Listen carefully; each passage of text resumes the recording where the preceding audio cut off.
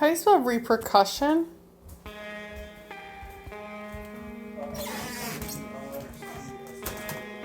REPRERPUSS. Thank you.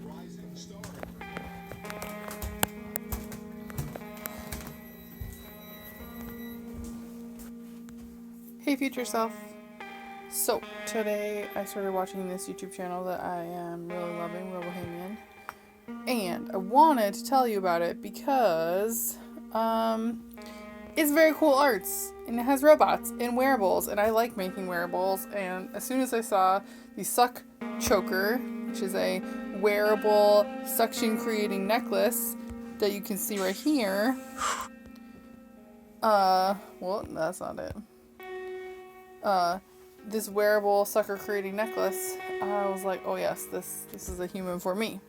And then I saw that Sarah, this human, a Robohemian, has this great playlist series. Yeah, one of those called A Fart for the function of art. And Sarah goes through all of these different sort of things about art and sort of introducing these basic different words about aesthetics and taste and concept and craft. And I just really liked it. And I have not actually found many other like contemporary artists to really talk about concept and craft. And so I wanted to, one, remind future selves of this human, and also to say that one of the things that I liked about the craft video was talking about Warhol, and I wanted to show you the comment that I made about Warhol, and then I'll come right back.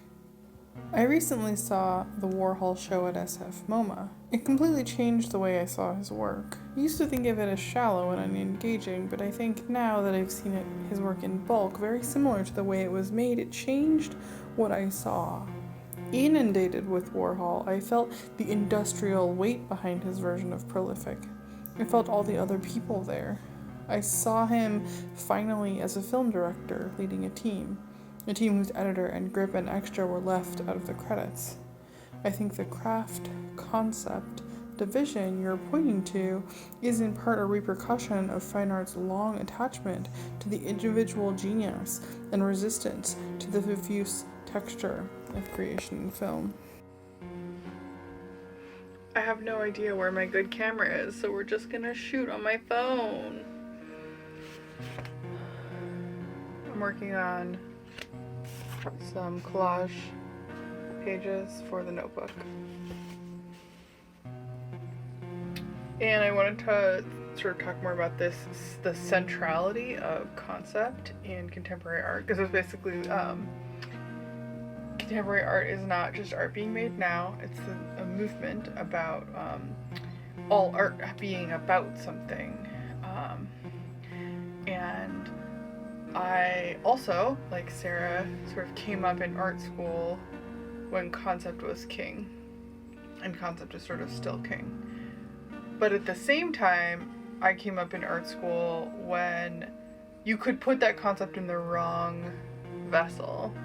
So, for example, like the non-winnable video game, the explorable environment that I made as my grad school project was referred to as not art. Because it came in the concept came in the wrong vessel. So I wanted to talk about this relationship between vessel and concept, and I conveniently have this massive vessel right here. Oh, hold on, I have to move one of my straps. Strap! Let's just dangerously attach this to a fan. Great job, self. So, this is a vessel. This is a paper sculpture hanging from my ceiling. And whether or not concept is often talked about as something that is communicated via the vessel, and that the vessel sort of is the language through which you are fed this information of the concept, of the philosophy, of all of that.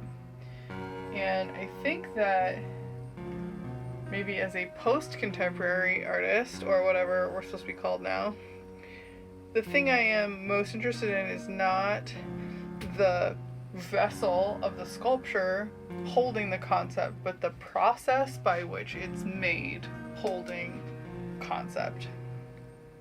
So one of the things I'm most interested in is, just gonna hold my little paper babies, is sort of biomimicry, and specifically I mean stochastic, sort of interesting organization, stochastically arising out of chaos.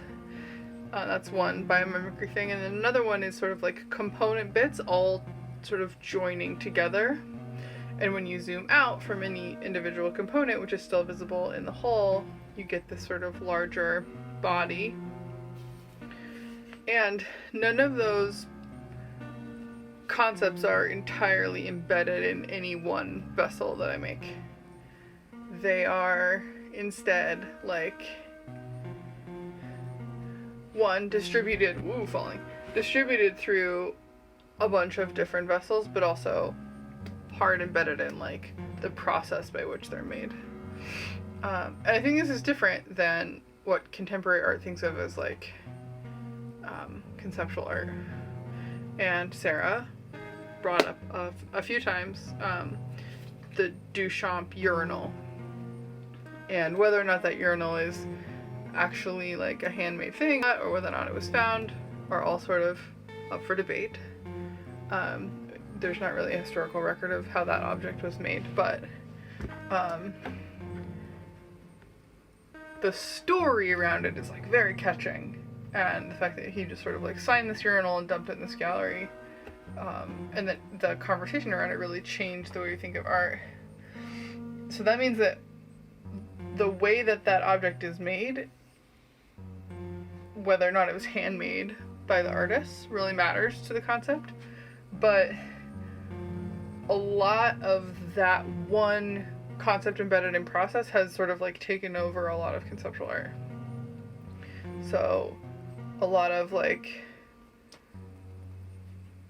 whether or not it was made by hand by the artist, sort of craft versus concept, gets to be the one concept that is embedded in process. This division between the genius, artist, individual, and their hand, versus a sort of more directorial position, like I said in the comment. So I'm more interested in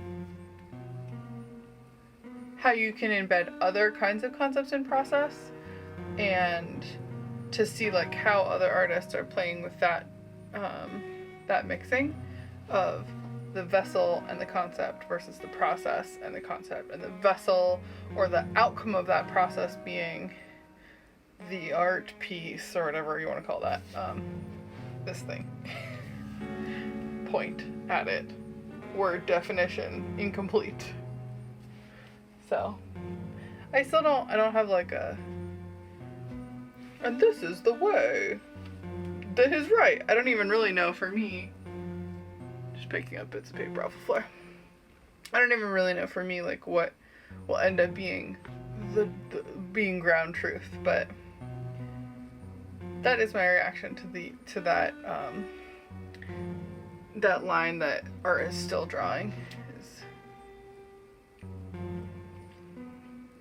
how do we do more than imbue a vessel with a spirit of concept, but instead distribute the spirit of concept through performance and process and object and context and social practice and all of those things. Because a lot of my work, like invisible sculpture, only really arises in the relationship between humans. It's very relational.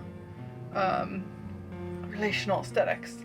And, even Masking Machine, which is this giant wearable computer sculpture, essentially, is dead without the added layer of the sort of churn of social interaction when I'm performing the piece. So the concept is dead most of the time, and it only arises when I can get the piece in front of other people, and together we can sort of like make new meanings for the piece every time I do it. Because I've noticed with Masking Machine that every time I do it, some new little angle sort of like gets woven into it by someone's conversation or their reaction to it or something like that. So